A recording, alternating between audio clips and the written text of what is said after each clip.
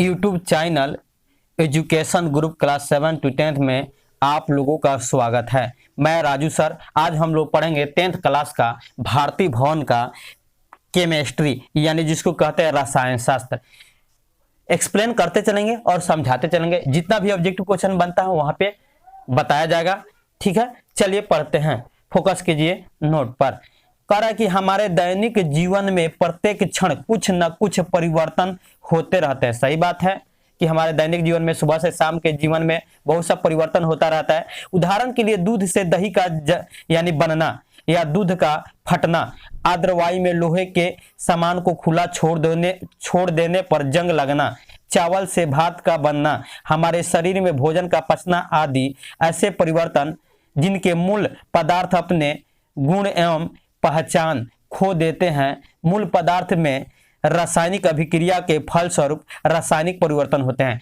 जितना भी हम बताएं, दूध से दही का जमना, दूध का फटना, आर्द्र वायु में लोहे का मतलब लोहे पर मूर्छा लग जाना, जंग लग जाना, चावल से भात बनना, शरीर में भोजन का पाचन हो जाना, ये सब क्या है? रासायनिक परिवर्तन है। तो अगर ऑब्जेक्टिव क्वेश्चन पूछता है दूध से दही का जमना क्या है? रासायनिक परिवर्तन है। दूध से का फटना रासायनिक परिवर्तन है। लोहे पर जंग लगना रासायनिक परिवर्तन है। भोजन का पचना रासायनिक परिवर्तन है। चावल से भात बनना रासायनिक परिवर्तन है। ये सब रासायनिक परिवर्तन है। आगे लाइन पढ़ते हैं। आगे क्या कहता है? पूर्व की कक्षा में हम लोग रासायनिक परिवर्तन की जानकारी प्राप्त कर चुके हैं। इस अध्याय के अंतर्गत हम लोग रासायनिक अभिक्रियाओं एवं यानी समीकरणों को व्यक्त करने के बारे में विस्तार से अध्ययन करेंगे। और बात कहा गया है कि पहले के कक्षा में हम लोग इसके बारे में अध्ययन कर चुके हैं। इसमें क्या करेंगे? हम लोग समीकरण के बारे में पढ़ेंगे कि कैसे व्यक्त किया जाता है उसके बारे में। चलिए फोकस कीजिए। कह रहा है लाइन में, हम पहले पढ़ चुके हैं कि दो या अधिक परमाणु परस्पर संयोग करके अणु का निर्माण करते हैं। क्वेश्चन पूछा कि अणु का निर्माण कैसे होता है, तो क्या है? क्वेश्चन पूछता है कि अणु का निर्माण कैसे होता है, तो दो या अधिक परमाणु परस्पर संयोग करके अणु का निर्माण करते हैं।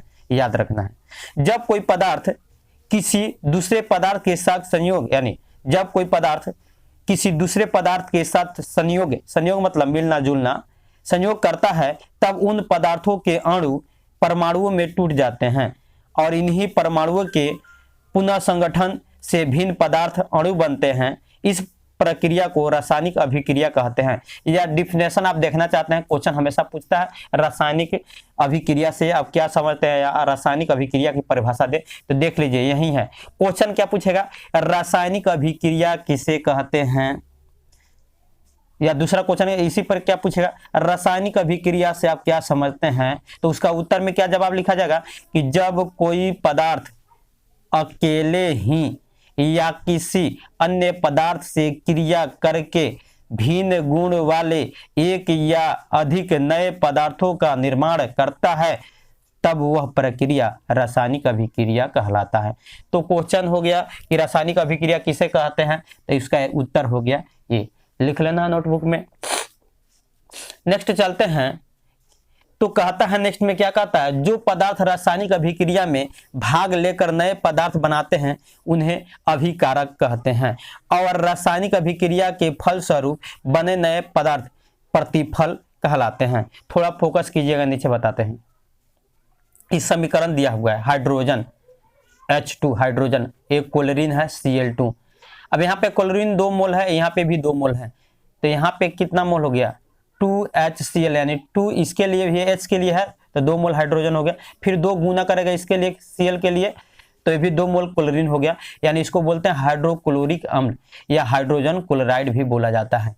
तो इसमें देखा जाए, इसमें जब बात कहता है अभिकारक, और इसमें अभिकारक, तो अभिकारक जो है इधर वाला अभिकारक कहलाएगा और प्रतिफल ये कहलाता है।